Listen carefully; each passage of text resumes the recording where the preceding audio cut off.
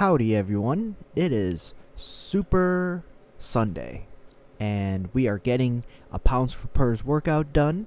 So, earlier today, I went to the gym, decided to bypass the cardio section, so I didn't do any cardio warm up, and went right to the incline bench, which was thankfully open. So, I claimed it and started doing my warm up sets. And it ended up being just fine, so I didn't need the cardio warm-up. I usually do just to be on the safe side of things, especially since I'm not doing a technique primer, but I was just fine. So I did my usual warm-up by doing 10 reps with the bar, 8 reps with 95, 6 reps with 135, and then from there I jumped to 200 pounds because we are in the third cycle. So that means a slight increase in weight from the weights that I used during the first cycle, but only going up by 0.08 to 0.09%, which isn't that much considering that cycle 2 is 0.06 to 0.07%. So it's a slight increase, a very, very slight increase that of course depends on how much weight is being used for any particular exercise. So with the incline bench, that's just a 5-pound increase going up to 200 pounds, 10 by 3. So we're doing triples now, total of 30 reps. The rest times are the same, 90 seconds. And thankfully I remembered my watch, so I was able to stay on top of that a lot better. And that's always a good thing. Now, something I do want to point out. I mean, otherwise, the incline bench was fine. So 200 pounds, we're still in relatively light territory for me. And for triples, this is really not much that I have to think about. Just get it done, and pausing was here and there, usually on the last rep.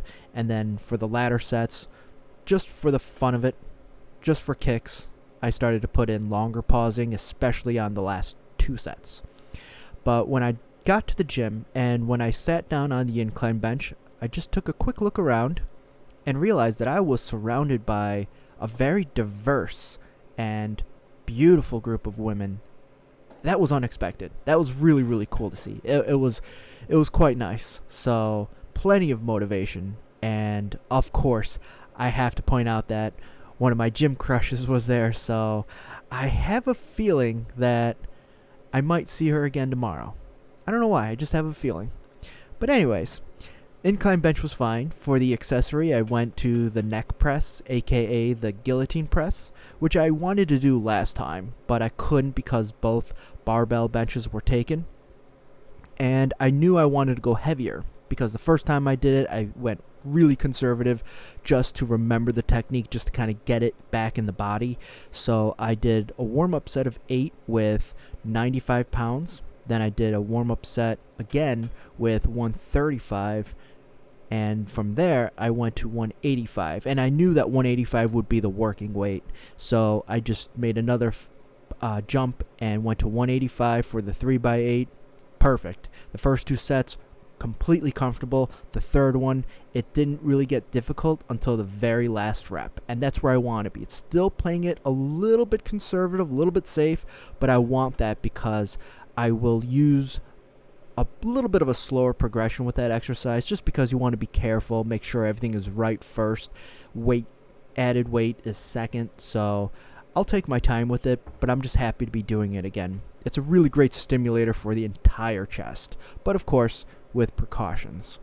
Now, going to the row, I decided to calculate the percentage for this increase based on where I started. So I started at 145 and I just did a little bit of backtracking, figuring out, well, if I was using 145 the last 3 times, where would I have been to get there with a 0.06 or 0.07% increase? So like, let's say a mock week 1 or first cycle, and it would have been 135. So I'm using 135 as my base. And for today, I did the 0.08 to 0.09% increase. And as a result, I'm doing 155. I'm sorry, 150. My mistake, 150.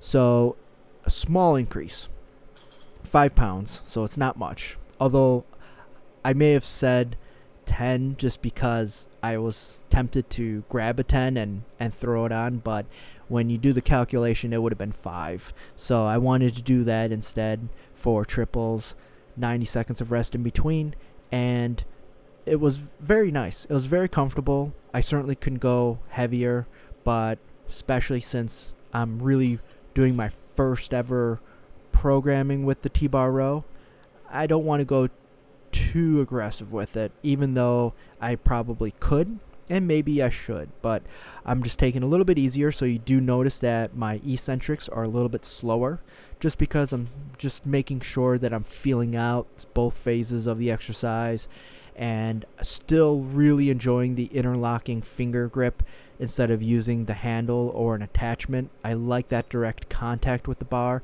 and I also like the focus on the middle of the back, particularly hitting the rhomboids as well as the lats.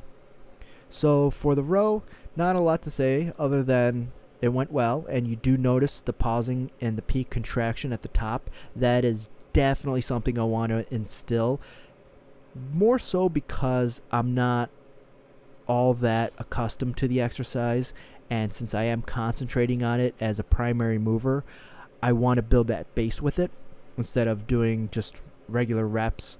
I want to make sure I get that full squeeze at the top with the scapular retraction, but also for lat activation to be at its best.